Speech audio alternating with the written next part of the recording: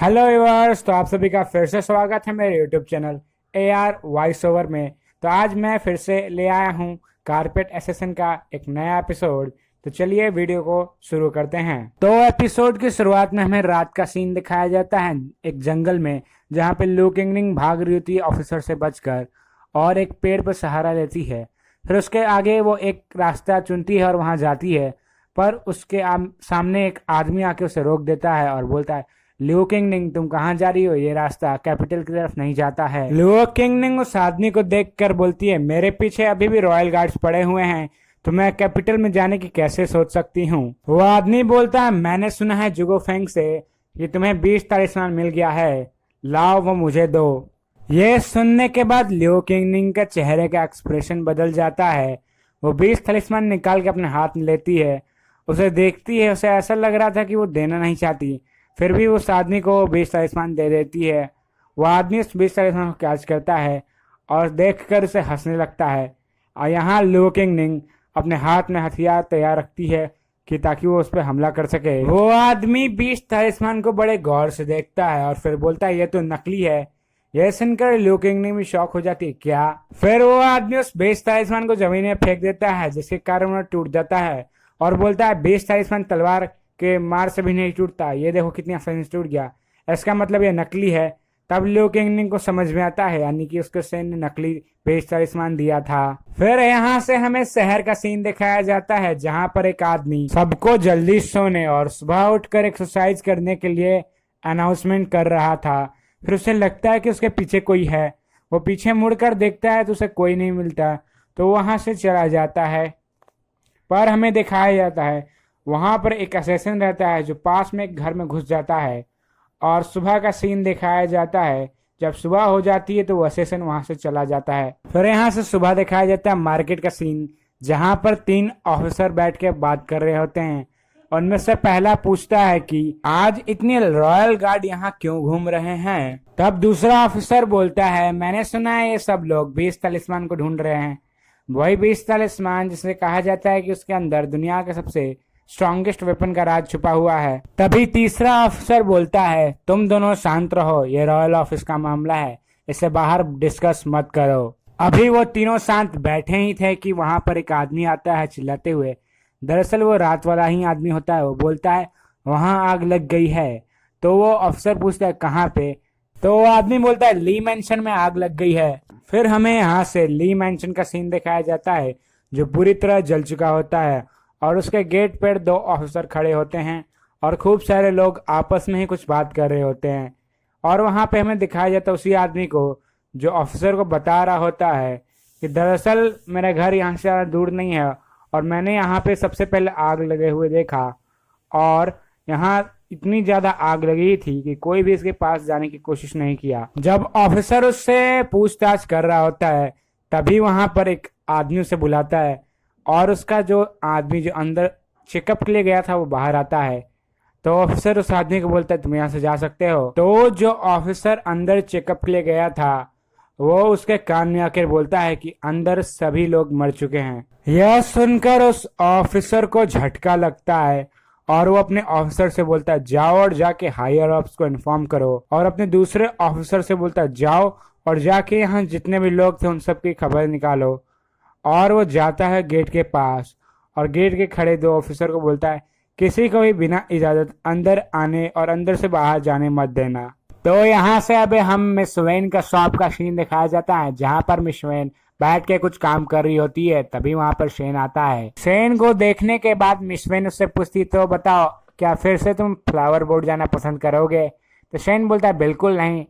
तो miss when बोलती, जाओ जाके अपना काम करो। तो शेन अपना बॉक्स, लकड़ी का बॉक्स वहां रखता है और काम करने के लिए जा ही रहा होता है। तभी वहां पे मिस वेन की मेड आती है, बोलती है एक बुरी खबर है। तो मिस वेन बोलती, क्या हुआ?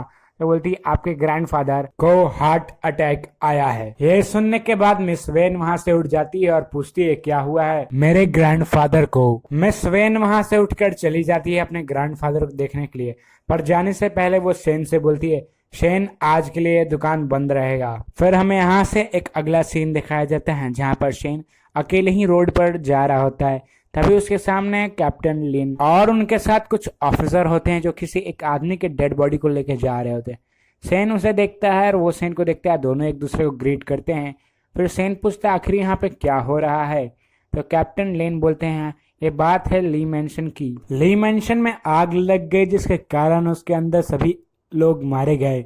हम उसी चीज की इन्वेस्टिगेशन कर रहे हैं। यहाँ पर हमें एक बूढ़े आदमी को दिखाया जाता है, शायद से जिसका काम डेड बॉडी के साथ तलाशी करना था। वो बोलता है मेरे साथ जो मेरा कोवर्कर रहता था उसने छुट्टी ले ली है और वो काम पे अब नहीं आएगा, तो इस बूढ़े को ही सारा काम करना पड़ेगा। यह सुनकर सेन बोलता है कि मैं आपकी मदद कर देता हूँ। तो बोलता है नहीं नहीं सेन, आप मदद कैसे कर सकते हो, आप तो एक क्राफ्ट्समैन हो। सेन बोलता है वैसे मुझे इस काम करने में कोई आपत्ति नहीं है। यह सुनकर कैप्टन लिन बोलते हैं मास्टर सेन आपको हमारी मदद करने के लिए शुक्रिया, और उसे ग्रेट करता है।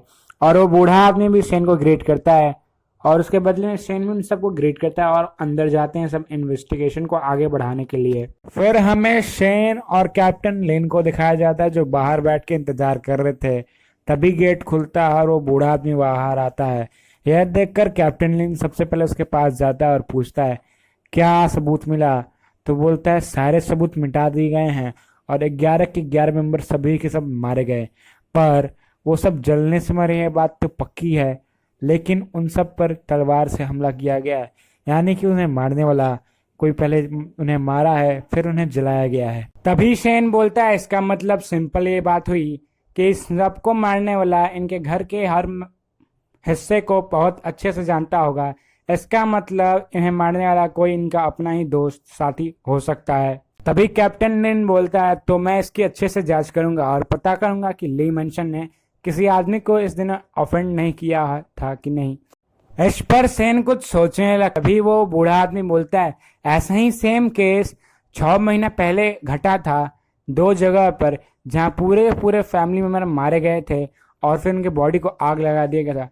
दोनों केस बिल्कुल इससे मैच खाते हैं। तभी कैप्टन लिन बोलते हैं और वो दोनों केस भी अनसॉल्व्ड हैं, उसका कोई कारण हमें नहीं मालूम चला। और मास्टर सेन आप ही कुछ 6 महीने पहले ही इस शहर में आए हैं, आपने क्या इस केस के बारे में नहीं सुना। तो शेन बोलता है दरअसल मैं वो पहली बार आया था शहर में और मैं अपने रहने के लिए जगह ढूंढ रहा था, तो मैंने इस केस के बारे में ज्यादा नहीं सुना है। तो शेन पूछता है कैप्टन लिन से क्या इन केस में कुछ ऐसा चीज है जिसकी वजह से ये तीनों केस सेम हो। कैप्टन लिन बोलता है मैं जाकर इस तीनों के केस के बारे में दोबारा से इन्वेस्टिगेट करूंगा और पता करूंगा कि आखिर इसमें कौन सा चीज है जो सिमिलर है। और ये कहकर कैप्टन उनको ग्रेट करता है और बाकी सब वहां से चले जाते हैं। तभी हमें शेन को दिखाया जाता है जो अपने बारे में सोचने लगता है। उसे एक रात की याद आती है जहां उसके घर में चारों ओर आग लगा दिए गए थे और कुछ लोग किसी चीज को ढूंढ रहे थे। तो शेन सोचता है शायद ये लोग भी शायद उसी चीज के पीछे पड़े हुए होंगे। हमें अगला सीन दिखाया जाता है जहां पर शेन सड़क पे घूम रहा होता है और तभी वो देखता है कि मिस वेन की नर्स किसी और आदमी के साथ होती है और उसे ग्रेट कर रही होती है। वो आदमी वहां से चले जाता है। फिर वो नर्स देखती है सेन को तो बोलती है मास्टर सेन आप कैसे हैं।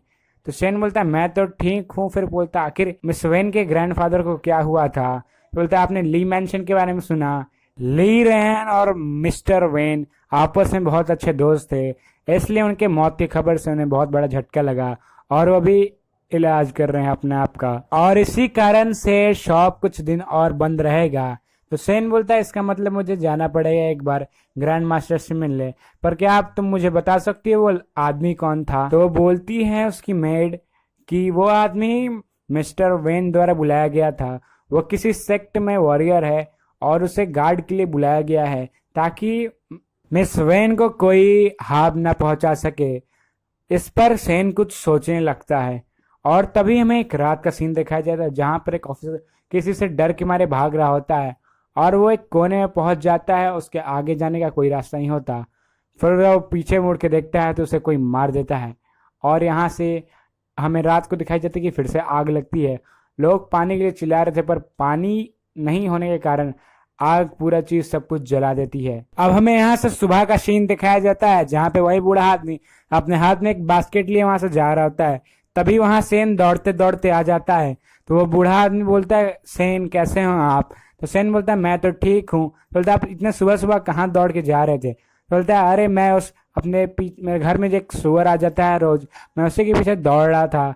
और बताइए आप यहाँ कैसे। बोलता है मैं यहाँ कुछ नहीं ऐसे ही घूम रहा हूँ और आपने जितने मदद की मेरे इन दिनों में, उसके लिए आपको इनाम के तौर पे मैं बस यही दे सकता हूँ, तो इसे प्लीज स्वीकार कर लो। तो सेन उसे ले लेता है। उसके बाद वहां से सेन चला जाता है और हमें दिखाया जाता है कि सेन के ऊपर अभी भी कोई नजर रख रहा होता है। अगले सीन में दिखाया जाता है कि शेन जा रहा होता है सड़क पर। तभी वहां खूब सारे लोगों की उसे भीड़ दिखती है।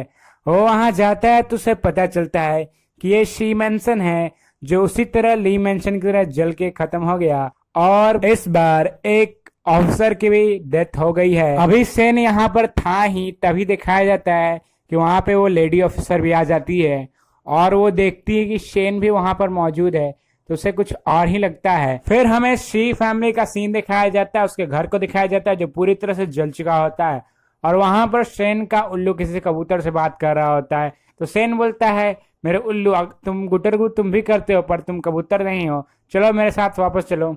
उसका उल्लू कुछ देर रुकता है, फिर वहां शेन के कंधे पे वापस आके बैठ जाता है। फिर शेन वहां से निकल जाता है। यहाँ कुछ लोग अभी भी बात कर रहे होते हैं। जब शेन वापस जा रहा होता है तो ऑफिसर उसे देखती है और शेन वहां से चला जाता है, पर शेन जाने से पहले एक बार पीछे मुड़ के देखता है।